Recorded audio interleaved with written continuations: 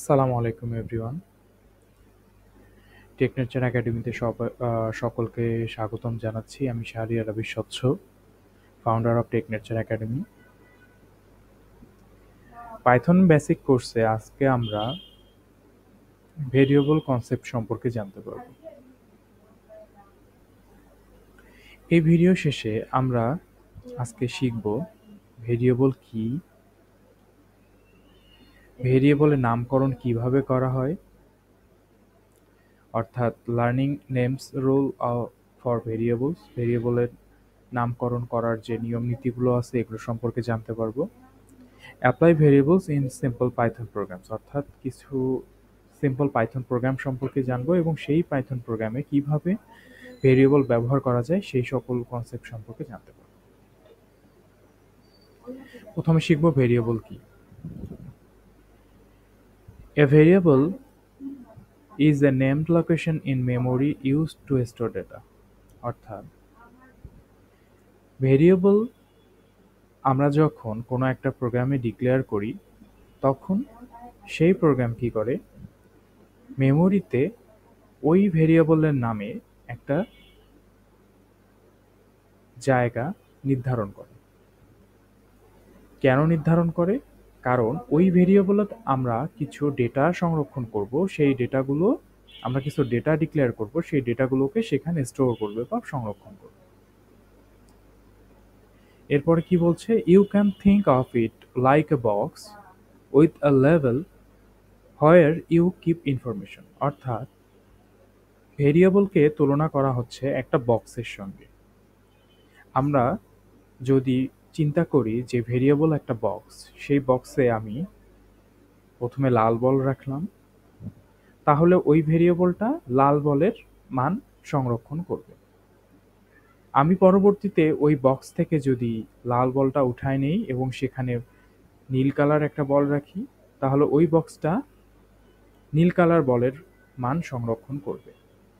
অর্থাৎ ভেরিয়েবল হচ্ছে একটা বক্সের মতো, যেখানে আমরা বিভিন্ন ভ্যালু অ্যাসাইন করতে পারি, সংরক্ষণ করতে পারি, স্টোর করতে পারি। কিছু উদাহরণ দিলে বিষয়গুলো ক্লিয়ার হয়ে যাবে। আমি ধরলাম নেম নামে আমি একটা ভেরিয়েবল ডিক্লেয়ার করলাম এবং সেখানে আমি একটা ভ্যালু সংরক্ষণ করলাম বা একটা ডেটা সংরক্ষণ করলাম, সেটা হচ্ছে স্বচ্ছ, অর্থাৎ আমার নাম সেখানে আমি সংরক্ষণ করলাম। আমি আরেকটা এজ নামে ভেরিয়েবল ডিক্লেয়ার করলাম এবং সেই ভেরিয়েবলে 20, অর্থাৎ আমার এজ 20, আসলে আমার এজ 25, সেখানে সংরক্ষণ করেছি। এখন আমি চাচ্ছি প্রিন্ট করতে। তো আমি যখন প্রিন্ট করব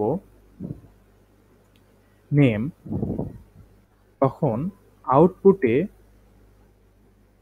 আমার নাম দেখাবে স্বচ্ছ, এবং আমি যখন প্রিন্ট করব এজ, তখন আমার আউটপুটে আমার এজ দেখাবে 25। দেখো এটা কিভাবে প্রোগ্রামটা কাজ করছে। এখানে আছে নেম, এই নেমটা মূলত আমার এই নেম ভেরিয়েবলটাই এখানে আমি প্রিন্ট করেছি এবং এই এজ ভেরিয়েবলটাকে আমি এখানে প্রিন্ট করেছি। তখন কি হয়েছে, এই নেমের ভিতরে আছে স্বচ্ছ, সেটাই আউটপুটে এসেছে, এবং এই এজের ভিতরে কি আছে, এজের ভিতরে আছে 25, এই 25ই আউটপুটে এসেছে। অর্থাৎ আমি একটা ভেরিয়েবলে যে মান সংরক্ষণ করি সেই মানটাই আউটপুটে দেখতে পাচ্ছি। আশা করি সবাই ভেরিয়েবল সম্পর্কে স্পষ্ট ধারণা পেয়েছে। এবার দেখব ভেরিয়েবল নেমিং রুলস, অর্থাৎ ভেরিয়েবলের নামকরণ করার নিয়ম।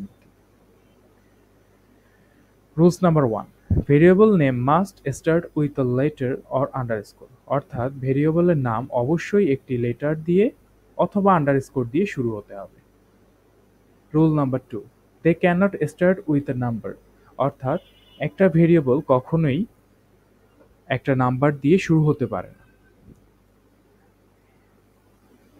দে can only contain letter, number and underscore, অর্থাৎ নাম্বার দিয়ে শুরু হতে না পারলেও একটা ভেরিয়েবলের ভিতরে নাম্বার থাকতে পারবে, তবে প্রথম লেটারটা না, পরবর্তী লেটারে থাকতে পারবে। এবং একটা ভেরিয়েবলে শুধুমাত্র লেটার, নাম্বার এবং আন্ডারস্কোর থাকবে, এর বাইরে কোনো ক্যারেক্টার বা স্পেশাল ক্যারেক্টার এগুলো থাকবে না। Rule number 4, variable names are case sensitive, age and age are different. খুব মজার একটা বিষয় যে কেস সেন্সিটিভিটি, অর্থাৎ পাইথন একটা কেস সেন্সিটিভ ল্যাঙ্গুয়েজ, সো এর ভেরিয়েবলগুলোও কেস সেন্সিটিভ হবে। অর্থাৎ কেস সেন্সিটিভ দ্বারা বোঝাচ্ছে আপার কেস এবং লোয়ার কেসের যে পার্থক্য। আমরা যখন এজ নামে একটা ভেরিয়েবল ক্রিয়েট করব, তখন কি হবে, মেমোরিতে এজ না, এই এজ নামেই একটা জায়গা সে দখল করবে। কিন্তু আমরা যখন আপার কেস এ ব্যবহার করে একটি এজ নামের ভেরিয়েবল ক্রিয়েট করব, তখন সেই ভেরিয়েবলটা ওই তার মেমোরিতে আপার কেস এজ দিয়েই একটা জায়গা দখল করে নেবে। অর্থাৎ লোয়ার কেস এ দিয়ে লেখা এজ এবং আপার কেস এ দিয়ে লেখা এজ দুটো ভিন্ন হবে। অ্যাভয়েড ইউজিং পাইথন কিওয়ার্ডস, অর্থাৎ পাইথনের যে কিওয়ার্ডগুলো আছে, যেমন ইফ, ওয়াইল, ডিফ, ক্লাস, এগুলো ব্যবহার করা যাবে না। আমরা কিছু এক্সাম্পল দেখব এবং এই এক্সাম্পলগুলো দেখে আমরা আশা করি এই বিষয়গুলো কিছুটা ক্লিয়ার হয়ে যাবে। Example of invalid variable names, অর্থাৎ এবার আমরা কিছু ইনভ্যালিড ভেরিয়েবল সম্পর্কে উদাহরণ দেখব। প্রথম যে ভেরিয়েবলটা দেয়া আছে টু নেমস, অর্থাৎ একটা নাম্বার দিয়ে শুরু হয়েছে, কিন্তু আমরা দেখে আসলাম যে একটা ভেরিয়েবল কখনোই নাম্বার দিয়ে শুরু হতে পারবে না, সো এটা ইনভ্যালিড। কেন? Start with numbers. Example number 2, এখানে কি ভুল হয়েছে তোমরা কি বলতে পারবে? যদি বলতে পারো তাহলে অবশ্যই কমেন্টে জানাবে। দেখো, এই ভেরিয়েবল একটা ক্যারেক্টার, ইনভ্যালিড ক্যারেক্টার নিয়েছে। এই ইনভ্যালিড ক্যারেক্টারটার জন্যই এই ভেরিয়েবলটা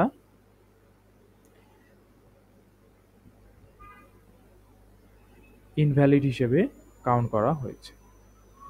example of valid variable names, অর্থাৎ আমি একটা ভেরিয়েবল নিয়েছি যেটা স্টুডেন্ট নেম নামে, এবং সেখানে স্বচ্ছ নামে একটা ডেটা আমি স্টোর করেছি।